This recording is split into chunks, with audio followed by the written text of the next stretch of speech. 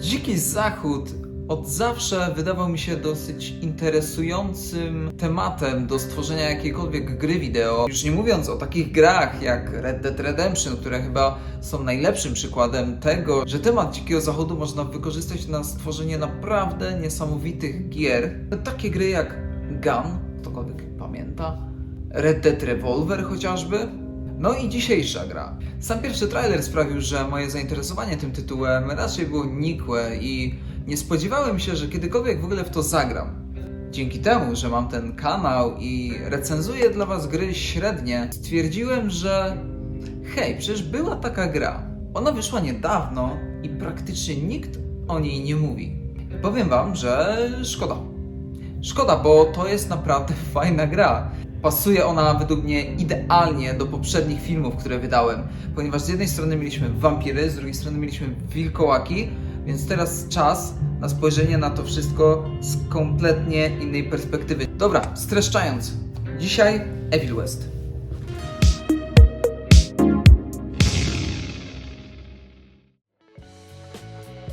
Evil West to trzecioosobowy shooter slasher z minimalnie zaimplementowanymi elementami RPG, nastawiony na całą masę akcji i walki. Zdecydowanie to, co go wyróżnia, to setup, ponieważ jest całkiem unikatowy. Przedstawiono nam Dziki Zachód, w którym panoszą się wampiry. Brzmi dobrze? No właśnie mega dobrze, co nie? Wampiry, rewolwery, strzelby, no i coś, co miało chyba być rzeczą charakterystyczną dla tej gry, czyli rękawica bojowa. Coś, co mnie na pierwszym trailerze skutecznie zniechęciło do sięgnięcia po ten tytuł. Wybaczcie, ale zazwyczaj takie zabawki i gadżety sprawiają, że mój zapał opada całkiem szybko. Jednak okazuje się, że spisuje się ona naprawdę świetnie i całkiem szybko minęło mnie to uczucie cringe'u. Zacząłem więc przyzwyczajać się, a może nawet ją polubiłem? No w każdym razie arsenał może nie jest bogaty, ale za to zdecydowanie skuteczny w walce z poczwarami. A jeśli wspomniałem też o elementach RPG, to jak zapewne domyślacie się, występują one pod postacią drzewek umiejętności i ulepszania broni. Oczywiście punkty do ulepszeń uzyskujemy walcząc, a walki jest naprawdę dużo. I przeważnie ma ona lekki vibe walk arenowych. A warto wspomnieć, że walka została tutaj zaimplementowana naprawdę dobrze. Sterowanie okazało się tutaj wykonane naprawdę niesamowicie dobrze, na tyle, że mógłbym spokojnie pomyśleć, że mam do czynienia z tytułem AAA i to jednym z lepszych. Jako że kamerę mamy na sztywno przytwierdzoną za plecy, poruszanie się przypomina to z ostatnich dwóch odsłon God of War, czyli dla tych, którzy nie grali. Wychylenie lewego analoga po osi X sprawia, że strefujemy, a do skręcania czy obracania się używamy gajki prawej. Uwierzcie mi, że to sterowanie jest tak intuicyjne, że po chwyceniu pada i wykonaniu paru ruchów wiedziałem od razu co i jak, zupełnie jakby to było naturalne. Nie występuje tutaj etap oswajania się ze sterowaniem, nawet jeżeli chodzi o uniki, chociaż na samym początku zdziwiły mnie niektóre rozwiązania podczas zwykłego przemieszczania się po mapie. To znaczy, zamiast osobnego przycisku odpowiedzialnego za skok, za huśtanie się na linię czy też inne wygibasy, mamy jeden przycisk akcji, który wciskamy, kiedy znajdziemy się w odpowiednim miejscu. Dosyć dziwne, ale szybko da się przyzwyczaić, szczególnie, że nie jest to gra nastawiona na ogromną eksplorację. Bo mapy, które odwiedzamy, są mocno liniowe i wręcz chciałoby się powiedzieć korytarzowe, z jedynie czasami występującymi bocznymi ścieżkami prowadzącymi nas albo i tak w to samo miejsce, albo do jakiejś konkretnej, sekretnej lokalizacji, gdzie znajdujemy różnego rodzaju znajdźki typu skrzynie, z których znajdujemy złoto, czy też zalety, czyli punkty, które służą do ulepszania naszego pamperka. Większe połacie terenu występują w miejscach, gdzie dochodzi do walk i oczywiście twórcy postawili w tych miejscach kilka obiektów, które mogą nam pomóc w przetrzebianiu wszelakich pijawek. Zapytacie mnie, a cóż to za przedmioty? A ja wam odpowiem. Te co zwykle, czyli jakieś cosie z kolcami, w które wrzucamy wrogów, nieśmiertelne czerwone beczki, które oczywiście muszą wybuchnąć od postrzału. No i wszystko fajnie, ale kamera jest blisko naszego bohatera, więc co kiedy mamy przeciwników za nami i nijak nie jesteśmy w stanie ich dostrzec? Co wtedy? Ano dla takich sytuacji nasi wspaniałomyślni deweloperzy zaimplementowali strzałki, które nie tylko wskazują nam kierunek, w którym znajduje się przeciwnik, ale też zmieniają kolor, żebyśmy byli w stanie określić, kiedy dojdzie do ataku i mogli go uniknąć.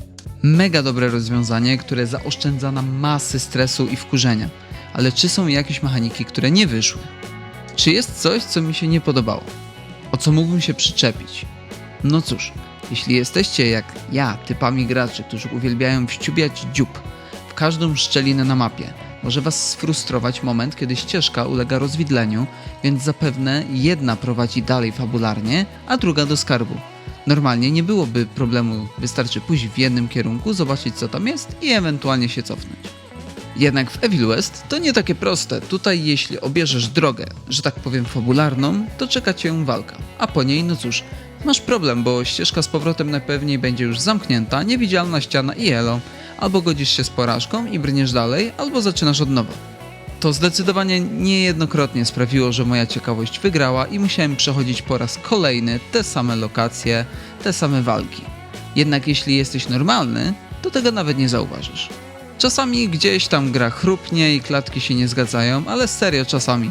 Generalnie wszystko śmiga, działa i się nie wysypuje. Oczywiście tutaj mowa o PlayStation 4. Na PlayStation 5 wszystko śmiga w 60 i nie ma żadnych problemów. Występują też zagadki środowiskowe, które zdecydowanie powinny być trudniejsze. Jakby no, come on. To jest gra, która ma bodajże PEGI 18, a zagadki są na poziomie labiryntów z Kaczora Donalda. Zdecydowanie przydałby się jakiś trening mózgu pomiędzy tym całym mordowankiem.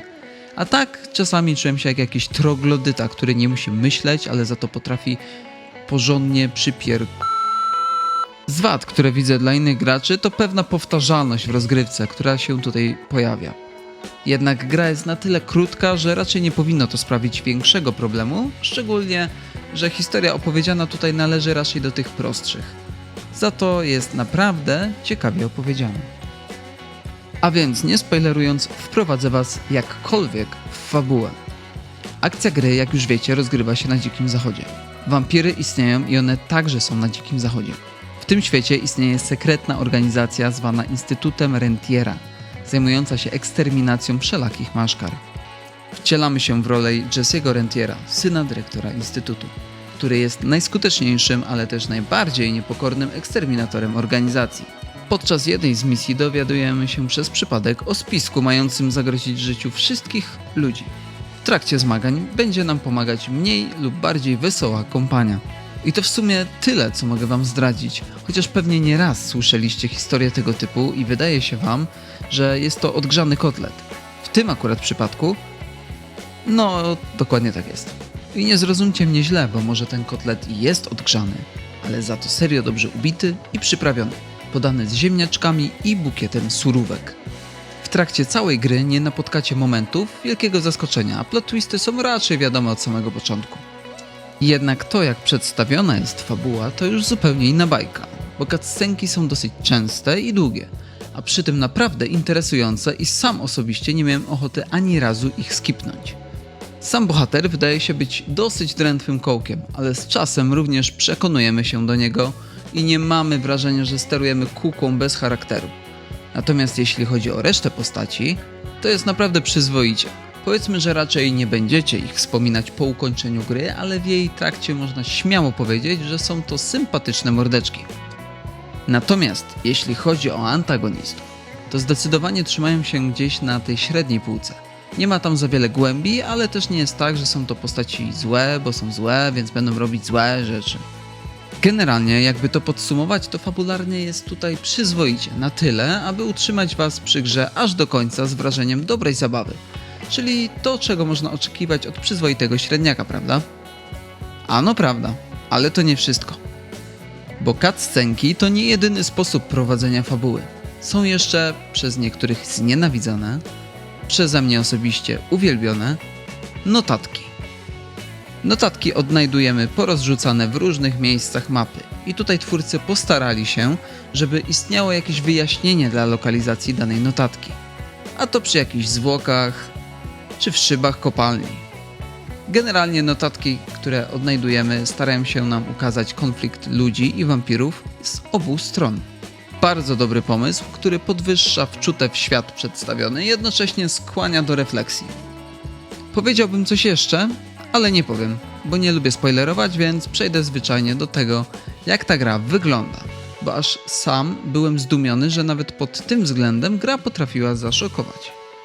Widać tutaj, że graficy z Flying Wild Hog przyłożyli się do roboty i stworzyli dobrze wyglądającą grę. Co prawda tylko na pierwszy rzut oka, bo po bliższym przyjrzeniu się widać wszelakie braki i uproszczenia. I zastanawia mnie fakt, że niektóre lokacje takie jak odwrócona piramida w jaskini potrafi naprawdę zapierać dech w piersiach, żeby jakąś chwilę później zobaczyć coś takiego. I to nie kwestia tego, że twórcom się już później nie chciało, bo jeszcze chwilę dalej mamy masę pięknych widoków. No cóż, na szczęście takie kwiatki nie występują zbyt często, aby wpłynąć na całość. Całość w ruchu wygląda naprawdę super, a to wydaje mi się dzięki efektom cząsteczkowym, bo dzieje się tutaj naprawdę sporo. Iskry, błyskawice, płomienie, ziemia się wznosi, beczki wybuchają, krew tryska, no jest na co popatrzeć. A pomimo tego wszystkiego na ekranie bez problemu można się odnaleźć w każdej sytuacji. No i najważniejsza, animacja postaci. Nie spodziewajcie się raczej mega naturalnych ruchów ciała, wszystko w tej grze jest przerysowane, więc i animacja i design postaci nie odstaje od tego. Zacznę od tego pierwszego. Animacje są szybkie i bardzo responsywne z tym, co robimy na padzie, dzięki czemu kombinacje uników i ataków nie sprawiają nam problemu, a wręcz zachęcają czasami do podjęcia ryzyka, co zdecydowanie podkręca frajdę z całości. Animacje przeciwników również są czytelne, co zdecydowanie przydaje się podczas walk z bossami. Nauka schematów ataków tychże kreatur nie sprawia jednak większego problemu, więc można podchodzić do nich z mniejszym stresem niż przy Souls-like'ach. Cutscenki wyglądają ślicznie i zdecydowanie zasługują na pochwały, zresztą sam gameplay też wygląda całkiem przaśnie. Co do designu postaci, to mam mieszane uczucia. Nie przepadam za wyglądem tej wielkiej piąchy. Większość bohaterów to takie kalki twardzieli z filmów westernowych z odpowiednio podbitą muskulaturą.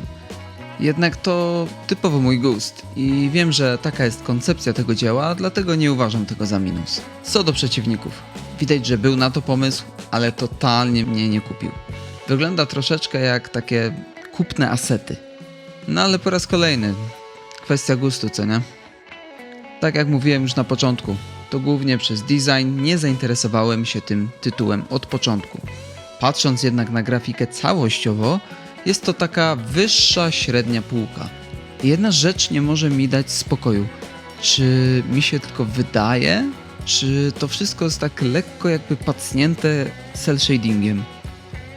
Nic, jeśli wśród Was jest ktoś znający się na tych sprawach, chętnie przeczytam w komentarzu, o co tutaj chodzi. Podsumowując, Evil West to idealny przykład gry średniej, która aspiruje do czegoś wyższego. Jeżeli kiedykolwiek doczekamy się sequela tego tytułu, zdecydowanie możemy liczyć na coś bliskiego grom AAA.